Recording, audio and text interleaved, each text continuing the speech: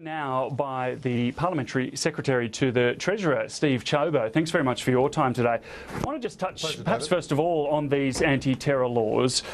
When Labor moved to introduce these laws, well, at least similar laws, on data retention, you said that the proposal was, quote, akin to tactics that we would have seen implemented by the Gestapo. What's different now? Well, David, you're asking me to comment on speculation in relation to what the government might look at doing with respect to data retention. I mean, I have previously said that mass surveillance of the population I don't believe is a step in the right direction. Obviously, there is a threat from terrorism. Obviously, we need to be vigilant about the way in which we safeguard the population against that threat from terrorism. Now, I don't know ultimately if Cabinet is seriously looking at mass surveillance in terms of data retention, but there may be valid arguments that have been put forward, and obviously in the fullness of time I'll be taking a keen interest in it, as will all members of the coalition. But ultimately what we're most focused on is safeguarding the community.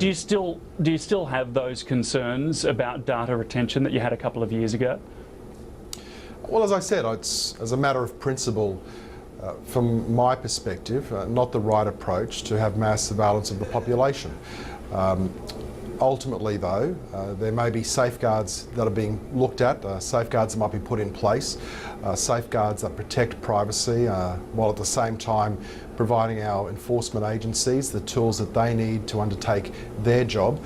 But again, this is all speculation. As I understand it, no decision's been made. It's something that's being looked at, and no doubt this will be an ongoing discussion.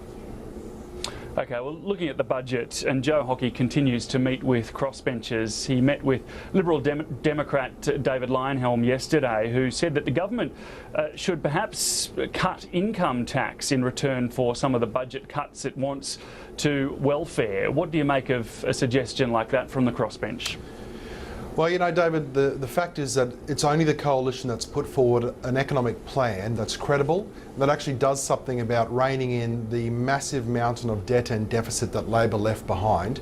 I've said before, and as you know, we're borrowing $1 billion every single month just to pay the interest on the debt that Labor left behind. We need to look at what we can do to make sure that we are moving forward in a sustainable way, are actually living within our means, and ultimately we've put forward a plan, and I encourage the Labor Party, the Greens, the crossbench to recognise that you can't just cherry pick these things. Only the coalition has a wholesale plan to address the structural problems in the budget, and so I would encourage them to be supportive of our plan.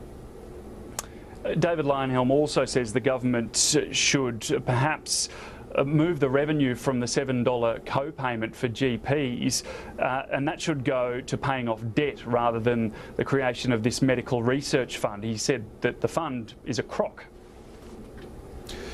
Well, look, I hardly think that it's a crock to have a desire to build a multi-billion-dollar medical research fund, what would be the largest fund of its kind in the world, that would see $1 billion a year going into medical research. I mean, anyone who thinks that's a crock, I think is frankly selling it a bit short. It is a great national aspiration. It could make Australia the global leader in medical research. So I don't think we should just dismiss this kind of ambition lightly. I think it is a great policy. I think it's absolutely crucial to Australia leading the world in medical research, and that is a terrific national aspiration and ambition, and I think frankly it deserves support. Just briefly, should Joe Hockey have started these negotiations with the crossbenchers earlier than now? It's 10 weeks since the budget was handed down. Look, everyone's an armchair expert on these things, David. We've been talking, of course, on an ongoing basis with the crossbench. We've been talking with the Labor Party, with the Greens. I mean, at the end of the day, the fundamental issue is this. If we had Labor support on the approach that we've taken to the budget to actually take some economic responsibility for the first time, to recognise that Labor can keep saying over and over again that they believe in an economic surplus, or I should say a budget surplus over the economic cycle, but constantly failing to deliver on that. If they actually did the right thing for once, put the national interest first ahead of playing politics, then what some of the crossbench senators would be looking at doing would be of less relevance, because fundamentally the key priority here has got to be the national interest, and that should be served by a major political party, by the Labor Party, instead of just constantly racking up more debt and more deficit. Parliamentary Secretary to the Treasurer Steve Ciobo, thanks so much for your time today. It's a pleasure, thank you.